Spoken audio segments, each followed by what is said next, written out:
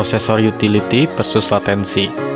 Presentasi ini akan membahas hubungan antara prosesor utility dan latensi, dua faktor penting dalam kinerja sistem komputer. Pengenalan. Yang pertama, pentingnya performa. Performa sistem komputer menjadi semakin penting di era digital. Yang kedua, kinerja optimal. Pemahaman tentang prosesor utility dan latensi sangatlah penting untuk mencapai kinerja sistem yang optimal. Yang ketiga, pengaruh kinerja. Kedua faktor ini secara langsung mempengaruhi kecepatan dan efisiensi suatu sistem komputer. Apa itu prosesor utility? Penggunaan prosesor. Prosesor utility menunjukkan seberapa banyak CPU digunakan oleh proses yang sedang berjalan. Persentase penggunaan dinyatakan sebagai persentase dari total kemampuan CPU. Efisiensi prosesor. Tinggi berarti CPU bekerja maksimal, sedangkan rendah berarti CPU tidak sepenuhnya dimanfaatkan. Apa itu latensi? Pertama, penundaan waktu. Latensi adalah waktu yang dibutuhkan data untuk berpindah dari satu titik ke titik lainnya dalam sistem. Yang kedua, respon dan tundaan. Latensi mempengaruhi kecepatan respon sistem dan menyebabkan penundaan dalam menjalankan tugas. Yang ketiga, jaringan dan prosesor. Latensi dapat dipengaruhi oleh beberapa faktor, termasuk jaringan, perangkat keras, dan prosesor. Hubungan antara prosesor utility dan latensi itu terbagi tiga. Yang ke satu, penggunaan CPU tinggi. Tingginya prosesor utility dapat menyebabkan latensi yang lebih tinggi. Yang kedua, antrian proses. CPU yang sibuk dapat mengakibatkan proses lain tertunda yang menyebabkan peningkatan latensi. Dan yang ketiga, keterbatasan sumber daya.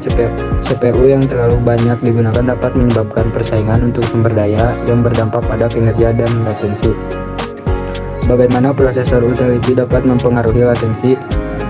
Itu terbagi menjadi tiga. Yang pertama, antrian tugas, penundaan proses, peningkatan latensi. Untuk antrian tugas, prosesor utility yang tinggi dapat menyebabkan antrian tugas yang panjang. Penundaan proses, setiap tugas membutuhkan waktu yang lebih lama untuk diselesaikan karena CPU harus memproses banyak tugas secara bersamaan. Peningkatan latensi, penundaan ini menyebabkan peningkatan latensi keseluruhan sistem. Studi kasus analisis prosesor utility dan latensi. Yang pertama, server web. Tinggi prosesor utility-nya 90%, latensi 1 detik. Server web memungkinkan mengalami bottleneck yang menyebabkan waktu respon yang lambat. Yang kedua, basis data. Prosesor utility-nya sedang 60%, latensinya rendah 10 milidetik. Basis data bekerja efisien dengan latensi yang minimal. Strategi untuk mengoptimalkan prosesor utility dan meminimalkan latensi. Yang pertama, analisis penggunaan CPU. Monitor prosesor utility dan identifikasi proses yang menghabiskan banyak sumber daya. Yang kedua, optimasi kode.